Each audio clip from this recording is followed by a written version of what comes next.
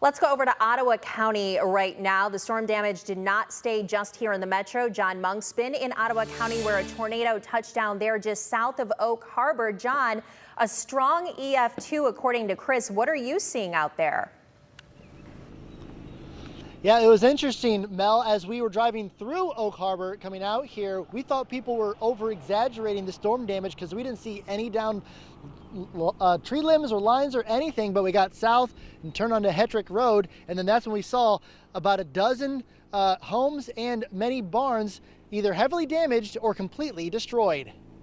Folks living in the south end of Ottawa County thought the strongest part of the storm was up near the lake. But then a damaging tornado swept through, hitting a dozen homes and destroying multiple barns.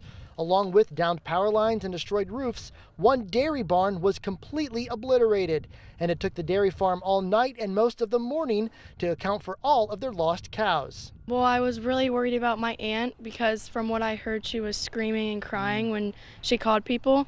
So I wanted to make sure she was okay. And while these folks dug out and began cleaning up their property, the streets became lined with parked cars as family, friends, and neighbors all came out to lend a hand in recovering from this devastating event. I was really surprised. I didn't expect, since it's a road that not many people go down, I didn't expect that many people to come and help. But Our friends and family have been wonderful.